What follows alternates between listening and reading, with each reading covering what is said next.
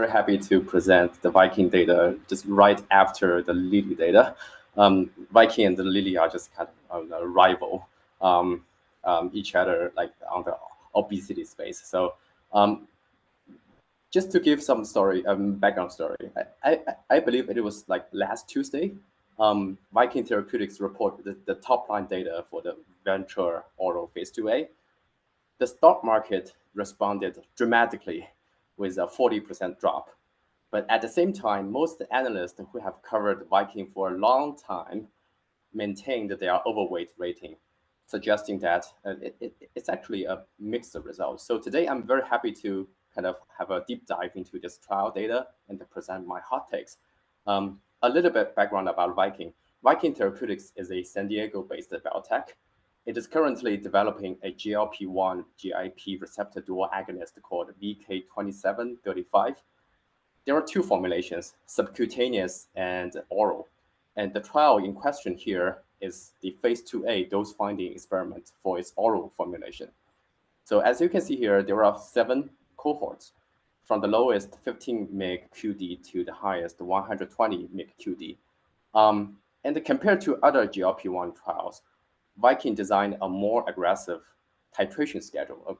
When we compare the obesity trial, we should always pay attention to the titration because it will directly affect the efficacy and the safety profile. So here, for example, the patient who randomized to the 90 mg cohort will start at 30 mg for 2 weeks, then increase the dose by 30 mg every 2 weeks until reaching the target dose 90 mg. So this 2-week titration compared to other trials is a little bit different because other trials or other drugs like Tirzepatide or orforglipron usually just use a 4-week titration block, which is slower than the Vikings. So we need to think about this when do the cross-trial comparison. And there is a very interesting requirement on the dose regimen. So all of the patients in this trial are asked to take the tablet before sleeping with a very strict fasting requirement. So this is very interesting. I will mention this fasting requirement later on. And in addition, there is a interesting exploratory maintenance cohort in which Viking put the patient on an even more aggressive 1-week titration blocks, and then transition to a low dose 30 mg for 7 weeks in order to see like whether there is whether a low dose is able to maintain the efficacy established by a high dose regimen. The primary endpoint of this trial are weight loss and safety at 13 weeks, which is very typical. Next slide. So this slide shows the top line efficacy data. In my opinion, the efficacy of the oral VK2735 is actually pretty compelling.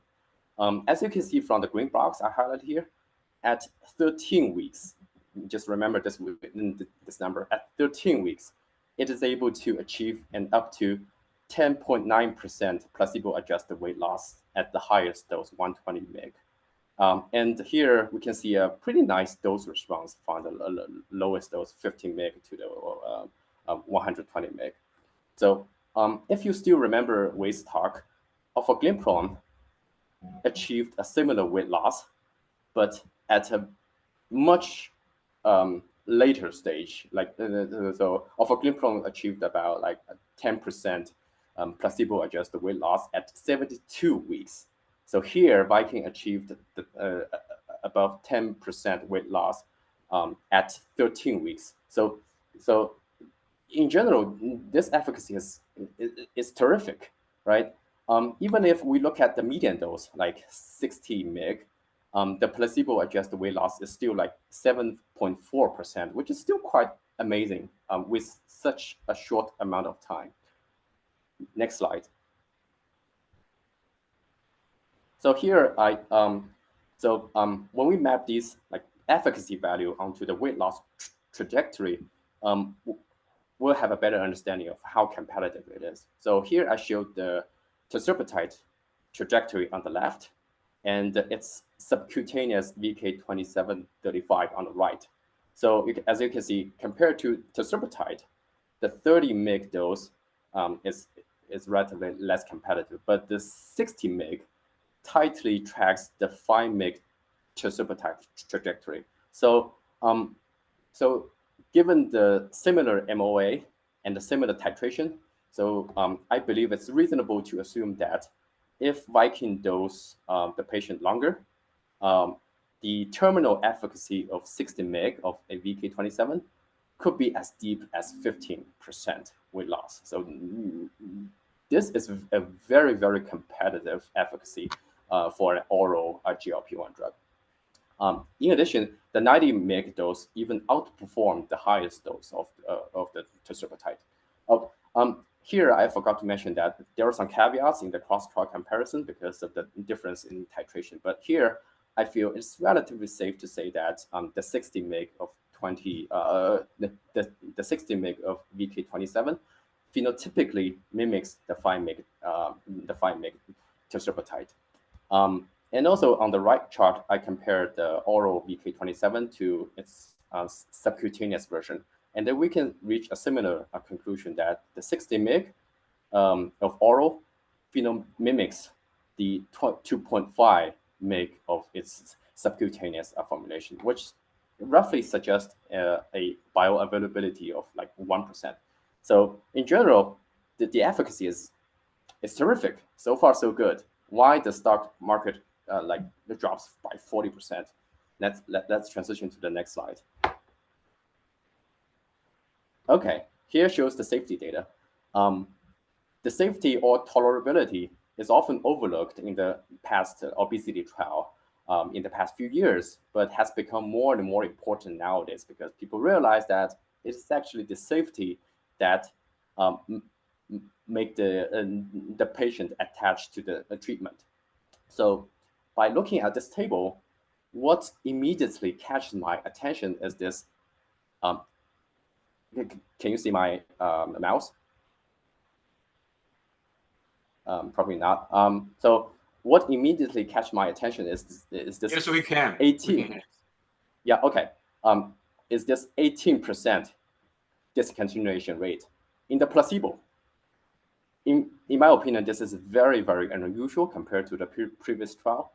And yeah, in addition, the GI side effect of this placebo is also incredible. 48% of nausea, 10% vomiting, 13% diarrhea, 23% constipation, all happening within 13 weeks, 3 months. So to be fair, there are some signals about like the high dose not being tolerable, such as the 120 mg dose, like 38% of participants discontinued the treatment. But if you look at the green box, the absolute AE value in the treatment arms may seem scary, but the placebo-adjusted AE, especially the dose below 90 mg, is actually not that bad. Like if you do the calculation, all within single digit to low teens percentage, which is quite amazing, right? So this kind of like mixed result or this inflated AE profile actually creates some confusions among the investor and researchers in terms of the how to interpret this data correctly. For example, should we look at the absolute AE number or the placebo-adjusted AE number? How to do a fair apple-to-apple cross-trial comparison with VK27 to tirzepatide or orforglipron?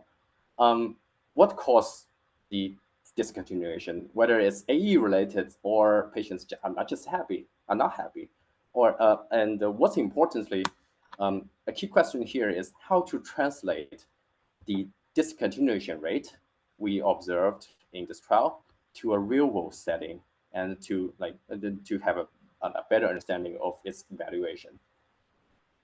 The next slide. So in this slide, I have a better a deeper dive into the safety profile of Viking 2735. So the safety profile of this placebo is concerning, especially compared to its phase 1 data on the left. As you can see, the phase 1 of the oral VK2735 showed a kind of super clean AE profile with all of the number close to 0, even with a more aggressive titration and a higher loading dose. And this has led to some high expectation for its phase 2, but unfortunately, the placebo in this phase 2A is horrible. As you can see here, I did a side-by-side comparison between the phase 2A placebo versus the high dose tirzepatide at 72 weeks, or even an oncology drug. And you can see that the GIAE and the GIAE profile are surprisingly comparable between a placebo and an oncology drug, which is like quite surprising. So I'm thinking, like, what has caused this heightened AE profile? So one hypothesis proposed by Viking's management, in which I also agree, is that compared to 5 years ago, the expectation of the GLP-1 class drug has changed dramatically over the past few years, given the success of the tirzepatide and the semaglutide. So when a patient is enrolled into the trial, they have a better understanding of what to expect from this drug. For example, when people have a strong belief that they should feel nauseous by taking an active drug, they will feel nauseous, right? So there are a lot of psychological implication to make them feel nauseous. But on the other hand, if you don't feel anything, or the weight loss trajectory does not match their expectation, they will think that, oh, maybe I'm in the placebo arm and quit. So this phenomenon has been observed more and more often these days, such as in amycretin trial by Novo and the orforglipron trial by Eli Lilly. And this is a very tricky situation for trial design, especially the placebo-controlled trial, regarding how to ethically encourage the participant to stay in the trial and demand the trial execution to be like perfect. Next slide. Yeah, as I mentioned in the first slide, Venture Oral also designed a maintenance cohort in which they test whether a low dose is able to help maintain the weight loss efficacy achieved at with aggressive titration. As you can see here, the patient had a pretty rapid and progressive weight loss through the week 9, which is expected.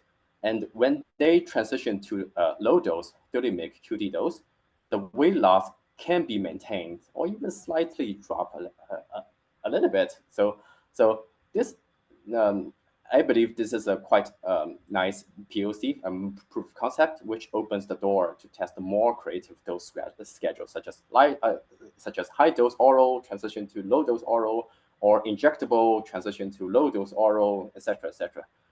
But again, the efficacy is encouraging, but the safety is questionable, as Viking does not report any AE for this maintenance dose. So it's fair to assume that the tolerability of this cohort is not very competitive.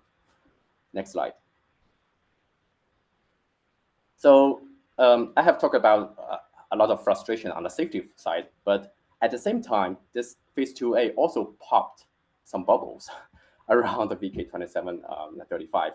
So according to what has been disclosed by Viking Therapeutics, VK2735 is branded as an kind of enhanced version of tirzepatide. As you can see, it has a longer half-life and the Tmax, so which gives it some advantage in achieving a higher exposure. Since the early phase 1 data is remarkable, people have some kind of imagination about that, and the VK27 may have some magic. But what has not been disclosed by the company or openly discussed are its structure and its bioavailability. And some people on the social media have done a terrific job and pinpointed the exact structure of VK2735. As you can see here, the only difference between tirzepatide and the VK27 is on its lipid tail. The sequence and the other design are all the same. In Tirzepatide, the tail is a carboxylic acid, but in VK27 is a phosphide. So so basically, VK2735 is a bioisosteres of the Tirzepatide with a slightly better clinical pharmacology profile, which is the oral formulation is another aha moment. So in this phase 2A, the trial results sort of confirmed the speculated 1%-ish bioavailability. So this 1% bioavailability, together with the very strict fasting requirement, are very much in line with what has been used in the oral semaglutide, which is called SNAC. Those SNAC formulation will help improve the bioavailability of the oral peptide by creating a better environment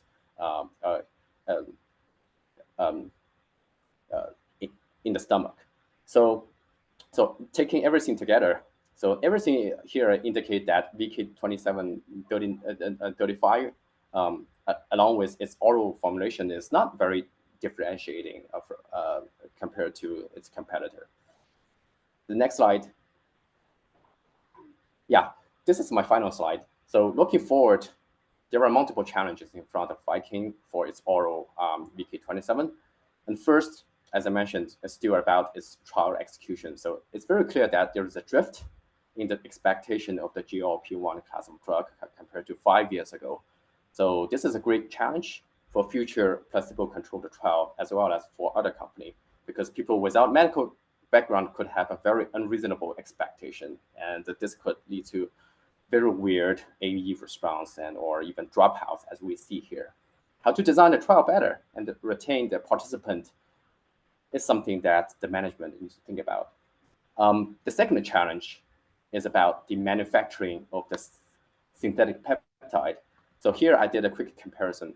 As you can see, the Lilly Direct offers $500 per month for Zepbound, and the Lilly is still able to make a lot of profit out of the 500 per month. For Viking, on the other hand, the manufacturing cost of 30 mg VK27 alone will cost 200. So manufacturing of oral peptides with quite a large quantity is very, very expensive compared to Lilly. So not to mention that semaglutide will be generic in 6 years. So there is very harsh competition going forward.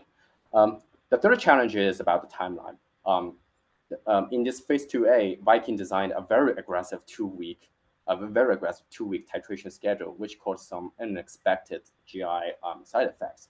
And this means that they have to do another phase 2 to further optimize the dose and titration instead of going directly to phase 3, as they did for its subcutaneous formulation.